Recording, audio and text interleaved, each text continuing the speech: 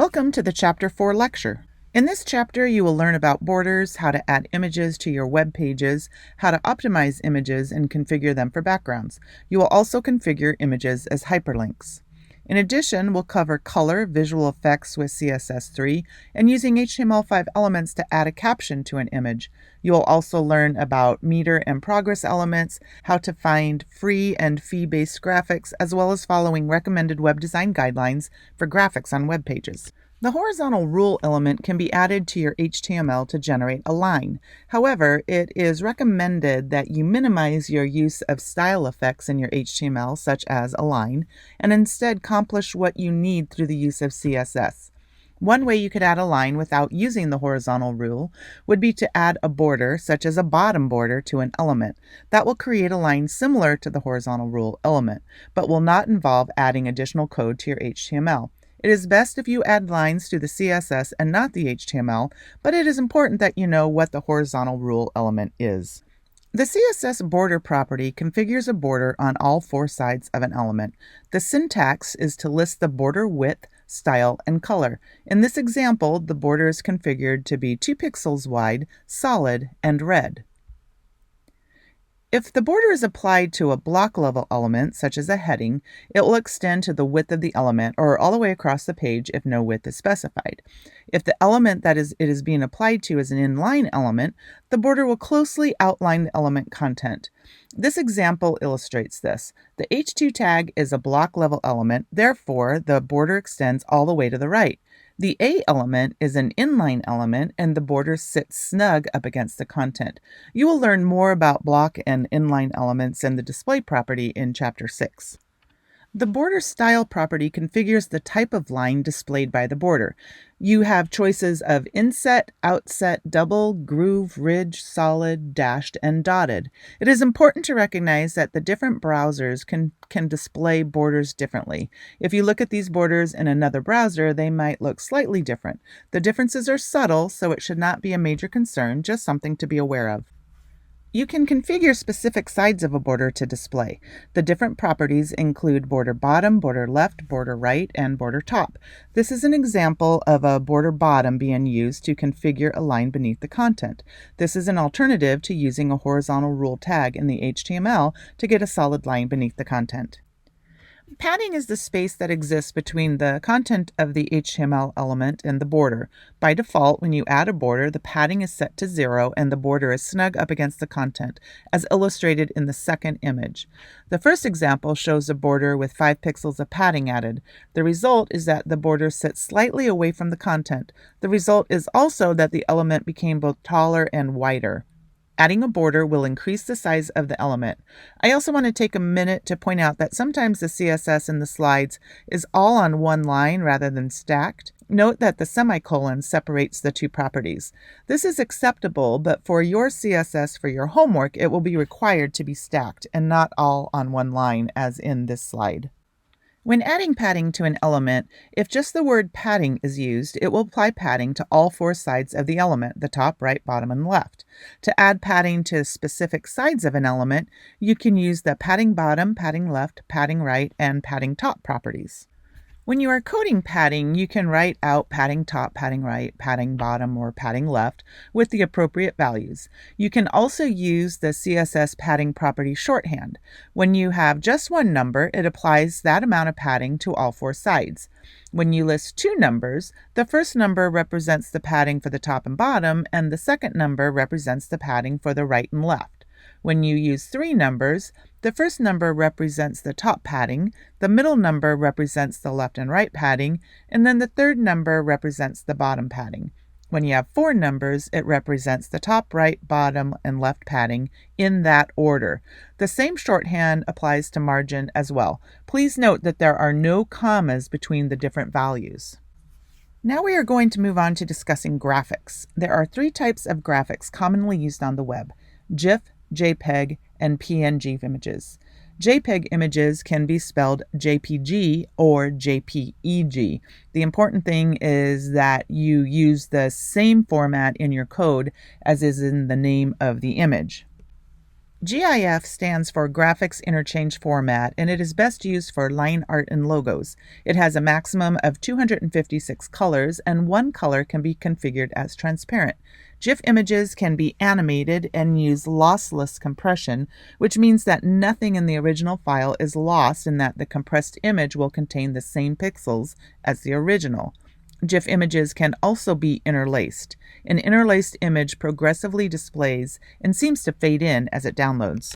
JPEG stands for Joint Photographic Experts Group. The JPEG format is best used for photographs, and it supports up to 16.7 million colors. It uses lossy compression, which means that some of the pixels in the original file are lost or removed from the compressed file. When a browser renders a compressed image, the display is similar to, but not exactly the same as the original image. JPEGs cannot be made transparent.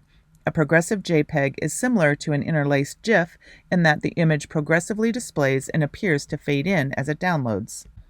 PNG stands for Portable Network Graphic. PNG files support millions of colors, support multiple levels of transparency, support interlacing, and use lossless compression.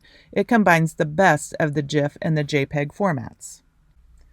This slide has the code used to add an image to a web page. The element used is the image element, which is IMG. The image tag is empty and is only comprised of attributes. There is no closing image tag. The source attribute identifies the image or graphic file name that will be loaded. The alt attribute configures alternate text, which is a text description of the image. This is what is read by screen readers for the visually impaired so they can understand what image is being displayed. The alt text also displays on the screen if the image doesn't load for any reason. The height and width attributes identify the height and width of the graphic in pixels. Note that you do not use pixels or px after the height and width. You just code the numeric value. While you may use the height and width attributes in your HTML, ideally the height and width should be defined in your CSS. Accessibility guidelines require that alt text be added to every image on the web. Your pages will not validate if you don't include this. Alternate text content should convey the meaning or intent of the image and not just the file name of the image. You may use empty quotation marks for purely decorative images. It is also recommended that if your site uses image links for the main navigation, that you provide simple text links at the bottom of the page, perhaps in the footer.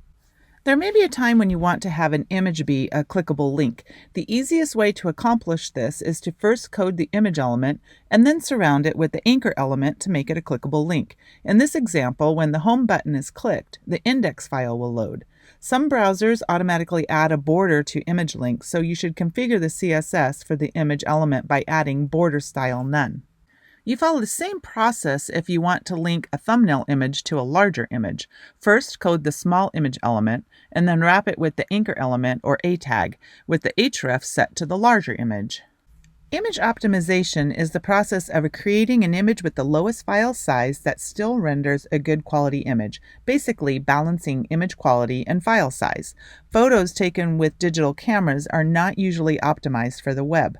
There are many image editing tools that can be used for image optimization, some of which are free. GIMP, Adobe Photoshop, and Pixlr.com are some examples. When choosing names for your image files, you should use all lowercase letters and you should not use punctuation symbols or spaces. Keep your file name short but descriptive. In this example, i1.gif is probably too short and is not descriptive.